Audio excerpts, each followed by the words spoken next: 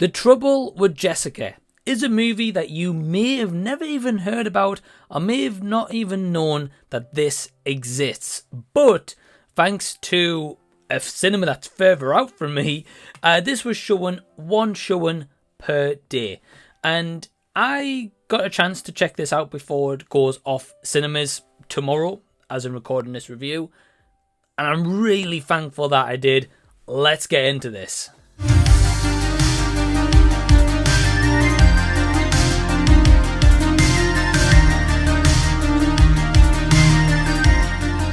Hi everyone, what's going on? Welcome to the channel and thank you so much for taking your own time out to check out this review. Or if you're coming back, welcome back and thank you for choosing to click on this video. So The Trouble with Jessica is directed by Matt Winn. It's also written by him and James Handel. Now, I've never seen any of Matt Winn's previous work, but I did notice that James Handel, the co-writer, has worked with Matt Winn on previous projects. So once again, they're teaming up to bring us The Trouble with Jessica. Now, this story, I didn't see any trailers going into it, and if I'm going to be honest with you guys, if you're going to check this out, I probably wouldn't either, because this only runs for about an hour and 29 minutes, including the credits. But if you take away those, maybe an hour and 25 minutes. Okay, so you might be wondering, well, Mike, what is The Trouble with Jessica all around? Well, it focuses on a couple called Sarah and Tom, who live in London, who are played by Shirley Henderson and Alan Tudyk. And because of this London home that they have, they are in debt. They need to sell this home in order to write off the debts and the financial troubles that they're struggling with. However, as a kind of a one last hurrah final meal in this home, they invite their friends to come around, who is played by Beth and Richard. However, they bring their other friend Jessica along with them, who all four of these people know. However, within the first 5 minutes of the movie, Jessica tops herself, and because of that, this night is about to get more eventful. So yeah, Trouble with Jessica, I will say when I finish this movie, this has got me thinking, and that is a good thing. I actually really enjoyed this one. I think it's cleverly written by Matt Winn and James Handel. It's also a movie I felt to be a very easy watch, but also at the same time, a one that I would probably watch again. I don't think everyone's going to have that same reaction, however. I feel that some people might be like, yeah, that was okay. This was a one-time watch, but for me, I don't know, there's something about it clicked. I really like the humour, firstly. There's a lot of dark, kind of deadpan humour, but it worked. There were several times I giggled and chuckled out loud. In a very small 4-row screener that I was in with about maybe 6 or 7 people, I was the only one laughing, but I was having a really good time with this. The performances throughout are really good by everyone involved. As I mentioned, Shirley Henderson, Alan Tudyk, Rufus Sewell also in here as Richard, Olivia Williams plays Beth, Indira Varma who plays Jessica, and I think the cast work well amongst each other. They all know what kind of movie they're in, but they're also bringing their A game to this. But I do think that Shirley Henderson primarily is the one that steals the show as Sarah. Now, Alan Tudyk, however, really gives some really funny facial expressions throughout. I noticed and I was like, yeah, this guy is really laughable. He's really likable. I've always liked Alan Tudyk, and he was kind of a main draw to check this one out. And absolutely no difference here. Definitely really liked his performance. I think this is an interesting story because with this event that happens in the first 5 minutes, well, what are the 4 other characters going to do? How are they going to get rid of this body, firstly?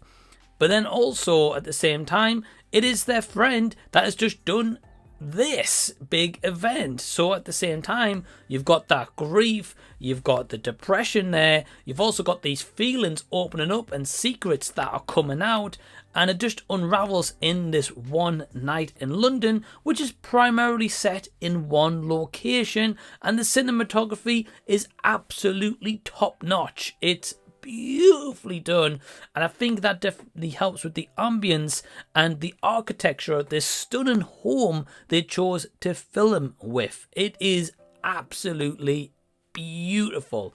It's definitely a home you think, wow, heck, I wouldn't mind this place. This looks great. There's a few secrets throughout. I was kind of in the mindset, okay, well, I can maybe see where this is going, or I can maybe think of X, Y, and Z that maybe gets alluded to a little bit earlier in the movie, that this comes to fruition. And yeah, some of that certainly did, but there is one little surprise in there.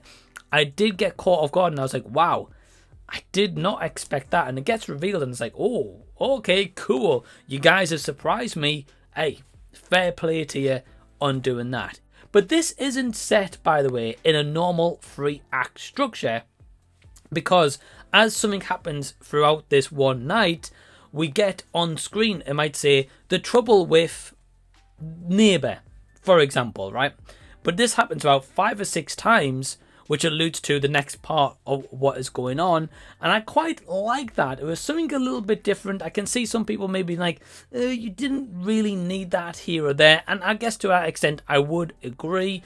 I do wish, however, that the incident that happens on this night with Jessica, I do wish that was extended out a little bit. I really wish this maybe had an extra 5-10 minutes runtime to it. And with that incident that happens, I wish that kind of happened maybe in the first 10-15 minutes and not so much in the first 5-10 minutes, and we actually get a little bit more story about the character Jessica, because we do get some, and we get like a painted picture for us, and including in some flashbacks, which definitely helps us paint a picture of this character and who she was. But I would have liked that little bit extra, and I feel as if a couple of scenes could have had that little bit extra to it, including the ending, which I did like, and I thought it was a satisfying ending, but I would have just liked that little bit extra. But ultimately, The Trouble with Jessica is a movie that surprised me. I found myself enjoying, and I do find myself, if it comes on Blu-ray in the UK, I will be picking it up. So my overall score is a 3.5 out of 5 stars. Am I the only one who's heard of this movie, or have you guys heard of it? Heck, even better, have you seen The Trouble with Jessica? Let me know down below in the comment section so we can continue the discussion down there. If you've enjoyed this video, certainly give it a thumbs up. Feel free to subscribe to the channel by clicking the red button down below if you already haven't. Helps tell YouTube, be like, hey, I like this guy's content, let me see more of his content. In the meantime, if you want to check out extra content of mine, feel free to click the link down below in the description box for my Patreon. Awesome Patreon members. I want to shout out very quickly for really supporting me on Patreon. Means the world. Truly thankful for them, and they're accessing early videos and exclusive content you're not seeing here on YouTube. So join today and have a little bit of a deep dive. In the meantime, click over here to check out more content online that you may have missed. And until the next time that I see you guys, I'll be seeing you later.